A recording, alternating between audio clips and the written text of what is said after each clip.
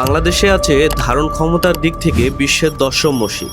একই সাথে আমাদের জাতীয় মসজিদের স্থান দখল করে রেখেছে এই মসজিদটি। আর আমাদের আজকের গন্তব্য বাইতুল মোকাররম জাতীয় মসজিদ। আমি বর্তমান রয়েছি বাংলাদেশের জাতীয় মসজিদ বাইতুল মোকাররমে। ছোটবেলায় বইয়ের পাতায় দেখতাম আমাদের জাতীয় মসজিদ বাইতুল মোকাররম।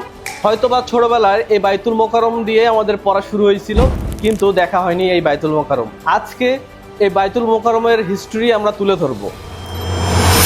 জাতীয়ভাবে গুরুত্বপূর্ণ ও বৃহত্তর একটি মসজিদ নির্মাণ করা উচিত, এই ধারণাটি প্রথম যার মাথায় আসে তার নাম আব্দুল মজিদ ইব্রাহিম বাওয়ানি।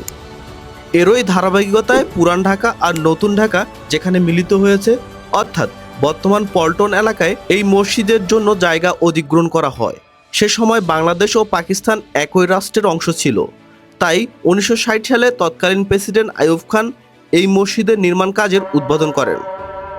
1968 সালে এই মসজিদটির নির্মাণ কাজ সম্পূর্ণ হয় এবং বিশ্বের বৃহত্তম মসজিদগুলোর মধ্যে এটি একটি।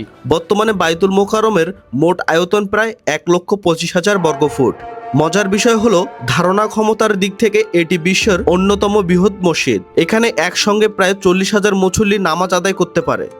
তবে বাইতুল মোকাররমের যে বিষয়টি দেশের অন্যান্য মসজিদ থেকে একেবারেই আলাদা, তা এখানে না এলে বোঝা যায় না। প্রতিটি ওয়াক্তেই অসংখ্য মুসল্লির আগমন ঘটে। পাশাপাশি মসজিদের গ্রাউন্ড ফ্লোর এবং আশেপাশে ব্যবসা প্রতিষ্ঠানের কারণে পুরো এলাকাটি সবসময় প্রাণচঞ্চল ও ব্যস্ত থাকে। এছাড়াও ঈদের আগে সবচেয়ে আলোচনায় থাকা জাতীয় চাঁদ দেখা কমিটি অফিসও এই মসজিদের কমপ্লেক্সের মধ্যেই অবস্থিত। সবকিছু মিলিয়ে বাইতুল মোকাররম শুধু বাংলাদেশের জাতীয় মসজিদ নয়, বরং দেশের অন্যতম গুরুত্বপূর্ণ ইসলামী স্থাপত্য ও ঐতিহাসিক নিদর্শন। সবকিছু মিলিয়ে বাইতুল মোকাররম শুধু বাংলাদেশের জাতীয় মসজিদ নয়, এটি কোটি মানুষের ভালোবাসা, বিশ্বাস আর ইসলামী ঐতিহ্যের এক জীবন্ত প্রতীক।